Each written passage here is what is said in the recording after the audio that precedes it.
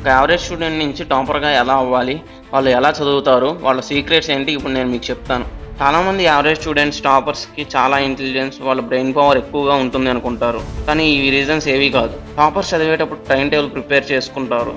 ఏ టైంకి ఏ సిలబస్ ఎంత చదవాలి అని ఒక క్లారిటీ మీద ఉంటారు. టాపర్స్ ఓన్‌గా నోట్స్ ప్రిపేర్ చేసుకుంటారు. వాళ్ళు ప్రిపేర్ అయ్యేటప్పుడు ఆ నోట్స్ ఎక్కువగా ప్రిపేర్ అవుతారు. అండ్ నెక్స్ట్ థింగ్ ఏంటంటే చాలా ఇంపార్టెంట్. మీరు చదివింది ప్రతిదీ రాయండి. ఎందుకంటే 10 టైమ్స్ చదివినా ఒకటే, 1 టైమ్ చదివింది రాసినా ఒకటే. వాళ్ళు వాళ్ళ లెక్చరర్స్ అందరి మీద డిపెండ్ అవ్వరు. ఇంకా డిఫరెంట్ బుక్స్ చదవరు. కేవలం బెస్ట్ బుక్ అయిన ఒక దాన్ని చూస్ చేసుకొని ఫోకస్ అంతా దాని మీదే పెడతారు. ఇక డిస్ట్రాక్షన్ విషయానికి వస్తే టాపర్స్ కూడా డిస్ట్రాక్ట్ అవుతారు. షార్ట్స్ చూడాలని, ఇన్‌స్టాగ్రామ్ అని. కానీ మళ్ళీ వాళ్ళు డిస్ట్రాక్ట్ అవ్వకుండా వాళ్ళని వాళ్ళు కంట్రోల్ చేసుకుంటారు. అదే ఒక యావరేజ్ స్టూడెంట్ అయితే కొంచెం సేపు చదివాం కదా, ఒక 10 మినిట్స్ రీల్స్ చూసిన తర్వాత మళ్ళీ చదువుకుందాం అనుకుంటారు. ఇదే టాపర్స్‌కి ఒక యావరేజ్ స్టూడెంట్‌కి డిఫరెన్స్. నెక్స్ట్ టైమ్ మేనేజ్‌మెంట్‌కి వస్తే మీ టైంని కరెక్ట్‌గా షెడ్యూల్ చేసుకోవడం నేర్చుకోండి. దేనినైనా ప్రోకాస్టినేట్ చేయమాకండి. ప్రోకాస్టినేషన్ అంటే ఏదైనా పనిని వాయిదా వేయటం. తర్వాత చేద్దాం, రేపు చేద్దాం అని అనుకోవటం మానేయండి. ఫర్ ఎగ్జాంపుల్ టాపర్స్ ఎలా ఆలోచిస్తారంటే సపోజ్ 10కి చదవటం స్టార్ట్ చేద్దామని ఏదో వర్క్ మీద ఒక 40 మినిట్స్ వేస్ట్ అయింది. వామ్మో! 40 మినిట్స్ వేస్ట్ అయ్యింది. ఇంక చదవటం స్టార్ట్ చేయాలని కాన్సంట్రేషన్‌గా చదవటం స్టార్ట్ చేస్తారు. అదే ఒక యావరేజ్ స్టూడెంట్ అయితే ఎలాగో 40 మినిట్స్ వేస్ట్ అయింది కదా, ఇంకో 20 మినిట్స్ రీల్స్ చూసుకొని చదవటం స్టార్ట్ చేద్దాం అనుకుంటారు.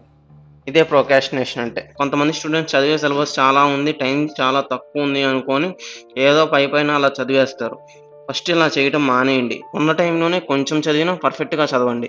మరి కొంచెం చదివితే ఎలా బ్రో? మేము చదివిన వాటిలో నుంచి ఎగ్జామ్‌కి క్వెషన్స్ రాకపోతే ఎలా బ్రో అంటే, this is called procrastination. Time ఎందుకు తక్కువుంది?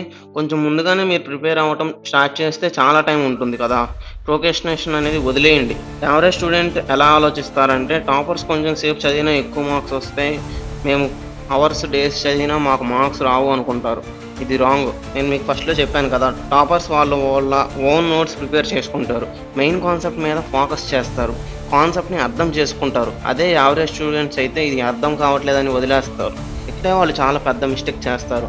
మీకు అర్థం కాకపోతే తెలిసిన వాళ్ళతో ఎక్స్‌ప్లెయిన్ చేపించుకోండి. అర్థం చేసుకొని చదవండి. అప్పుడు మీకు కూడా చదివే టైం తక్కువ అవుతుంది. ఎక్కువ మార్క్స్ రావడానికి ప్లస్ అవుతుంది. టాపర్స్ కొంచెం కొంచెంగా చదువుకుంటారు. అలా 1 అవర్, 2 అవర్స్ టైం పెంచుకుంటూ చదువుతారు. ఏదో చదవాలనిపించినప్పుడు ఇవాళంతా చదివేయాలి అనుకుంటారు. అప్పుడు మీ హెల్త్ పాడవుతుంది. టైం వేస్ట్ అవుతుంది. కాబట్టి షెడ్యూల్ ప్లాన్ చేసుకొని చదవండి. ఖచ్చితంగా రిజల్ట్ వస్తుంది. యావరేజ్ స్టూడెంట్స్ వాళ్ళకి వాళ్ళు చేయలేరు అనుకుంటారు. నేను ఒకటి చెప్తాను.